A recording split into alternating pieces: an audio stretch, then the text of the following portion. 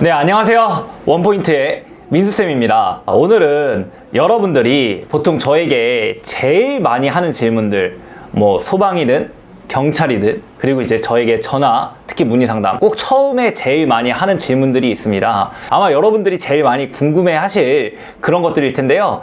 제가 그런 것에 대해서 오늘 답변해 보는 시간을 갖도록 하겠습니다. 첫 번째로, 보통 이게 제가 제일 많이 듣고 답변하는 질문인데, 저 한 달 내로 얼마나 낼 수 있어요? 예를 들면 경찰분들, 저 지금 2주밖에 시험이 안 남았는데 저 8곱빼기 20개 늘려야 되거든요. 가능한가요? 소방분들도 저 이거 지금 필기 끝나고 와서 얼마나 낼 수 있을까요? 이런 질문을 정말 많이 받습니다. 맞아요. 궁금합니다. 궁금하고, 근데 이거는 제가 답해 드릴 수가 없습니다. 이게 이런 개념이에요. 영어학원, 예를 들면 토익 학원 같은 데를 가가지고 저 토익 900점 맞고 싶은데 한 얼마나 걸릴까요? 뭐 이런 거나, 저 한 3주 공부하면 토익 한 몇 점 정도 오르나요? 요런 개념이거든요. 이게 사람마다 운동을 여지껏 얼마나 해왔는지, 환경이라든지 사람이 갖고 있는 신체적인 능력이라든지 아니면 몸의 습득력이라든지 이런 게 다 너무 다르기 때문에 이걸 정답을 내려드릴 수가 없어요. 누군가는 제자리 멀리뛰기를 제가 하루에 뭐 5cm가 늘 수도 있는 거고, 누구는 5cm가 느는데 몇 주가 걸릴 수도 있는 거고, 이건 사람마다 조금씩 다릅니다. 왜냐면은 예를 들면은 이제 몸 자체는 좋아요. 근데 요령이 없어. 그런 분들은 요령만 알려드리면 되기 때문에 시간이 단축됩니다.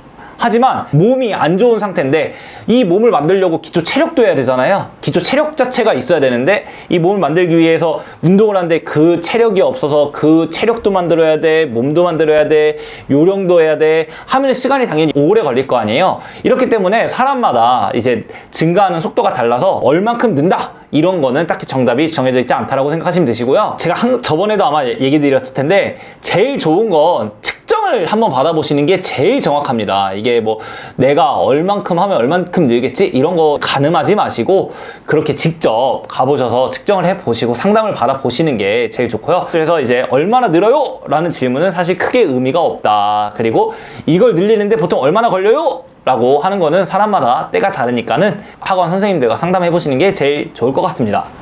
그 다음 제일 많이 듣는 질문, 경찰이든 소방이든 악력 많잖아요. 그래서 악력 질문이 정말 많이 받습니다. 특히 언제? 시험이 가까워지면 가까워질수록 이 파지법에 대한 이슈가 굉장히 커집니다. 그래서 저 선생님께 파지법을 좀 배우고 싶은데 파지법을 배우면 악력이 엄청나게 많이 증가를 한다고 해가지고 파지법 좀 알려주실 수 있을까요? 막 이렇게 말씀을 하시는데, 사실 파지법으로 악력이 는다 라는 개념은 사실 반은 맞고 반은 틀리다라고 얘기할 수 있습니다. 무슨 말이냐면은, 파지법을 제대로 못하면은 본인 기록이 안 나와요.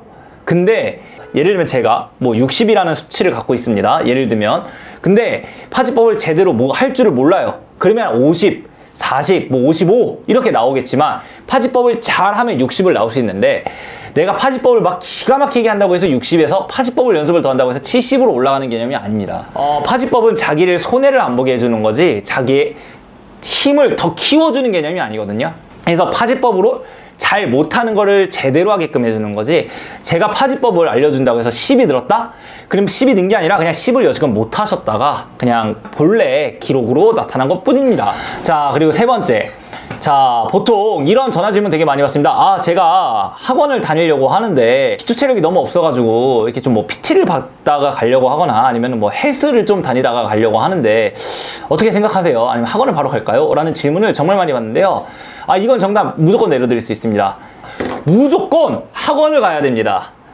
헬스장에서 기초 체력을 기본적으로 만들 수 있다? 라는 개념 자체는 애초에 운동을 하셨던 분들이기 때문에 기초 체력이 없지 않을 겁니다.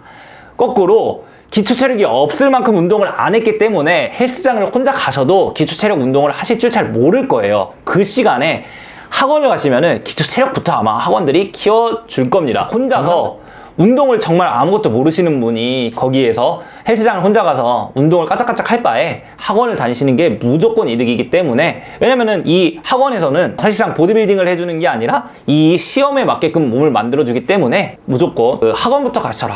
저는 이거를 강력 추천합니다. PT도 받을 거면은 체력학원 선생님께 받으세요. 그 근처에 가서. 저는 그게, 왜냐면은 이게 분야가 다르기 때문에 그거는 좀 다르다고 생각해서 무조건 만약에 헬스장을 갔다가 학원을 가냐? 근데 뭐 이제 다른 요인이 있을 수는 있겠죠. 뭐 경제적 요인이라든지 시간적 요인이라든지 그런 거는 뭐 그럴 수 있지만 똑같은 상황이면 저는 무조건 학원을 추천합니다.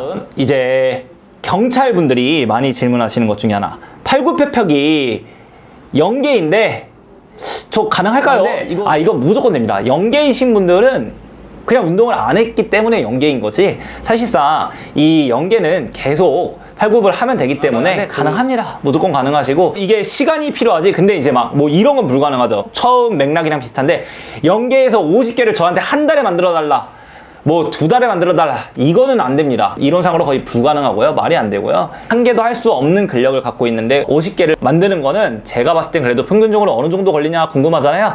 평균 체중으로 됐을 때 한 5, 6개월 정도 걸린다고, 6개월 정도 걸린다고 생각하시면 됩니다. 대신에 운동은 꾸준하게 6개월을 듬성듬성이 아니라. 그래서 0개이신 분들은 뭐 그렇게 크게 뭐 이거를 못할 거다라고 생각은 안 하셔도 됩니다.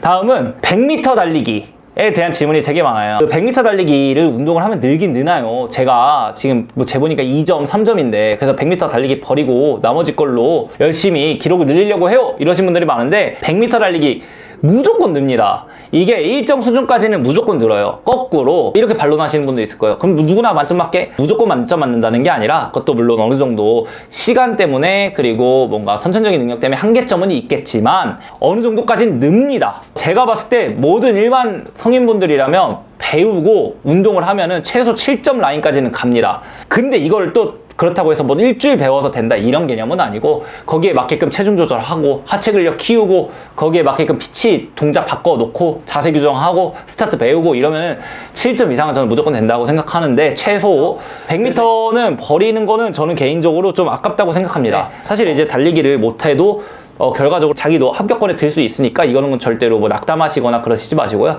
실제로 뭐 저희 학원도 1, 2점에서 뭐 7, 8점 맞는 분들 정말 많이 계셔가지고 그냥 뭐 그게 특이 케이스가 아니어가지고 이거는 뭐 무조건 안 되니까 포기해야지 이런 생각은 갖지 않으셨으면 합니다.